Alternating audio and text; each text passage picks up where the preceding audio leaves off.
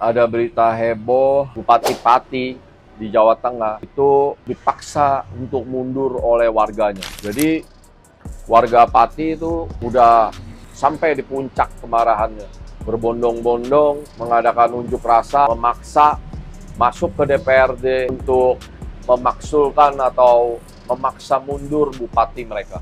Jadi banyak kebijakan bupatinya tuh yang semena-mena. Dimulai dari menaikkan pajak bumi dan bangunan 250%. Sebenarnya harganya itu masih wajar, tapi buat kita orang di Jakarta. Karena kita di Jakarta udah terbiasa semua dengan harga mahal. Tapi beda loh di Pati. Mereka itu sebenarnya memang pajaknya terlalu murah.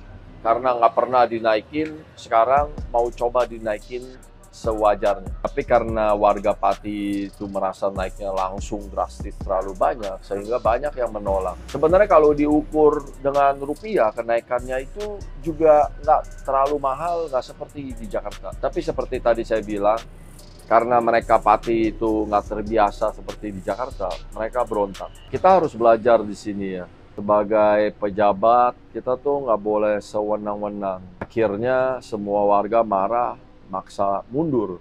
Tapi Bupati jawab bahwa dia dipilih oleh rakyat dan dia nggak akan mau mundur.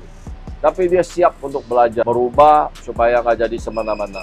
Partai Gerindra yang mengusungnya dan sekaligus beliau adalah kader dari Gerindra, sudah memanggil yang bersangkutan dan bupatinya berjanji akan belajar dari pengalaman ini. Semoga demo ini nggak berlangsung terus dan warga tuh masih bersedia menerima keputusan bupati yang belum ingin mundur. Nah, buat jadi pelajaran aja pemerintah pusat kita nih, supaya pemerintah pusat kita juga atau pejabat kita yang lain juga jangan semena-mena dalam mengambil keputusan. Sebaiknya keputusan itu diambil jangan sepihak, tapi melalui berunding dengan warganya. Ambil aja beberapa tokoh warga supaya bisa menyerap inspirasi dari mereka untuk mengambil keputusan. Supaya jangan sampai negara kita yang lagi susah ini jadi demo besar-besaran karena nggak terima negaranya sering semena-mena dalam mengambil keputusan. Contohnya kayak kemarin ini ya, Menteri Pertanahan bilang tanah yang nganggurin 3 bulan akan diambil oleh negara. Akhirnya nggak lama ini menterinya bilang cuma bercanda. Ini ya, ini kan pemerintahan Indonesia. Kita tuh semua patuh sama pemerintah.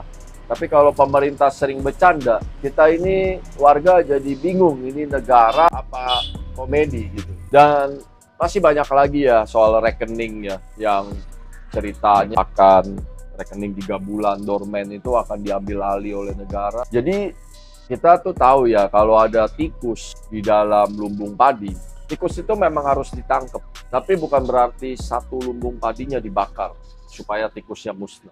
Mungkin tujuannya peraturan ini adalah untuk nangkepin orang-orang yang tindak pidana pencucian uang, baik melalui judi online ataupun mafia-mafia yang lain. Supaya negara ini bisa maju karena uang pajak ini berkurang. Target pajak tuh hilang 43 triliun akibat adanya peraturan Kortek kemarin. Jadi sejak Kortek kemarin, di semester pertama Indonesia itu kehilangan uang pajak 43 triliun karena adanya kebijakan Kortek. Sehingga banyak pajak-pajak dari warganya tuh yang nggak bisa ditarik atau belum terbayarkan. Jadi banyak dari APBN negara kita tuh nggak bisa dibayar karena kekurangan duit. Sehingga negara makin gencar untuk cari uang-uang pajak dari rakyatnya. Tapi kita harus belajar juga dari negara lain yang pernah pasang strategi tarikin pajak ke rakyat yang akhirnya malah jadi hancur negara. Tapi sekali lagi, saya ini orang yang paling so tahu, tapi sekaligus saya juga nih orang yang paling cinta tanah air Indonesia dan patuh tertib kepada pemerintah Indonesia. Lebih mudah bersama Gapura Office.